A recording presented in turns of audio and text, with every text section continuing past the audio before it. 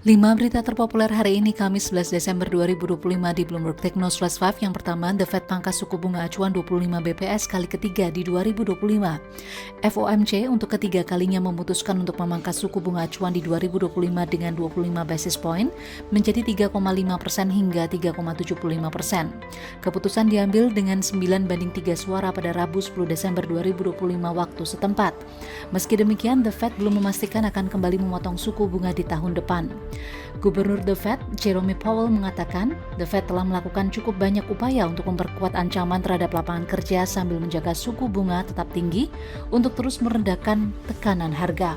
Perbedaan pendapat pada Rabu dan proyeksi suku bunga menyoroti perpecahan di kalangan pembuat kebijakan terkait kondisi pelemahan pasar tenaga kerja atau inflasi menjadi bahaya atau tidak bagi perekonomian Amerika Serikat. Kedua, peringatan BI soal resiko krisis global 2008 terulang lagi. Bank Indonesia memberikan peringatan terkait perilaku lembaga keuangan non-bank atau NBFIs yang dapat memicu kerentanan pasar seperti yang terjadi dalam Global Financial Crisis atau GFC pada 2008 silam. Hal ini terungkap dalam laporan perkembangan ekonomi, keuangan, dan kerjasama internasional atau PEKKI edisi 2025 pada Senin 8 Desember 2025. Menurut BI, NBFIs kerap memanfaatkan utang pemerintah negara maju untuk menciptakan produk derivatif kompleks tanpa pengaturan margin dan modal yang memadai. BI menyebut mekanisme pembalikan pasar dapat memicu aksi jual besar-besaran, apalagi utang publik global saat ini tercatat mencapai 110,9 triliun dolar Amerika Serikat atau sekitar 94,6% dari total PDB dunia, sekaligus menjadi level yang tertinggi secara historis. Dampak terbesar akan dirasakan oleh negara miskin yang memiliki ruang fiskal yang kecil, di mana pembayaran utang akan mengurangi anggaran pendidikan dan kesehatan. Namun di tengah resiko itu, Bank Indonesia memperkirakan perekonomian nasional pada 2025 diperkirakan berada di kisaran 4,7 hingga 5,5% dan akan meningkat lebih tinggi pada 2026 dan 2027 masing-masing dalam kisaran 4,9 hingga 5,7% dan 5,1 hingga 5,9%. Ketiga, dugaan surveyor curang di sentra nikel, ESDM didesak cabut izin. Pakar industri tambang memandang Kementerian ESDM harus lebih tegas menyikapi dugaan praktik kecurangan yang dilakukan surveyor dalam proses jual beli hasil tambang nikel melalui jalur darat. Tidak hanya itu, kementerian didesak menggunakan wewenangnya untuk mencabut izin perusahaan surveyor tersebut jika terbukti melakukan kecurangan. Sebelumnya, anggota Komisi 12 DPR RI juga memandang hal serupa. Mereka menemukan adanya surveyor yang diduga melakukan praktik culas. Hal ini seperti penjualan biji nikel yang dilakukan surveyor, petugas surveyor lapangan yang kurang berintegritas hingga biji ilegal bisa masuk rantai pasok smelter dengan dokumen palsu.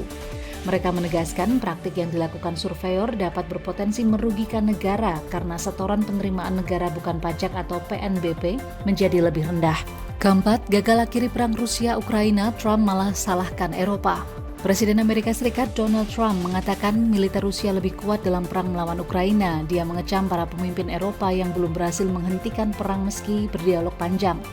Kecaman Trump terhadap Eropa ini telah berulang kali dilakukan dengan berbagai cara. Dalam sebuah dokumen strategi keamanan nasional Amerika Serikat disebutkan bahwa Eropa memiliki harapan yang tidak realistis terhadap perang tersebut. Sementara pemerintahan Amerika telah menghentikan dukungan finansial bagi Kiev, sehingga Eropa menanggung biaya yang terus meningkat guna mendukung Ukraina. Trump semakin bersimpati pada tuntutan Moskwa dan terlihat mengesampingkan negara barat lain. Di sisi lain, Eropa meminta Trump tidak turut campur dalam perang ini untuk kepentingan diri sendiri. Sementara Presiden Ukraina Volodymyr Zelensky pada Senin 8 Desember 2025 mengatakan para negosiator masih terbelah mengenai wilayah saat dirinya mengunjungi London dan Brussels untuk melakukan pembicaraan. Dia juga mengatakan perlu ada diskusi lebih lanjut mengenai jaminan keamanan dari Amerika Serikat. Kelima, KPK OTT Bupati Lampung Tengah Ardhito Wijaya. KPK menangkap Bupati Lampung Tengah Ardhito Wijaya dalam operasi tangkap tangan atau OTT pada Rabu 10 Desember 2025. Hal ini dibenarkan oleh Wakil Ketua KPK Fitroh Cahyanto yang mengatakan Ardhito diamankan berkaitan dengan perkara suap proyek meski tak merinci proyek yang dimaksud. Selanjutnya KPK akan melakukan gelar perkara untuk menentukan status bagi Ardhito sebelum 24 jam setelah penangkapan sebagaimana termaktub dalam perundangan KPK. Sepanjang tahun, KPK juga telah melakukan penangkapan terhadap sejumlah kepala daerah. Terakhir, KPK menangkap Bupati Ponorogo Sugiri Sancoko bersama sejumlah pejabat daerah dalam OTT pada Jumat 7 November 2025. Itu dia 5 berita terpopuler pilihan Bloomberg Technos hari ini. Ikuti terus update selanjutnya di www.bloombergtechnos.com.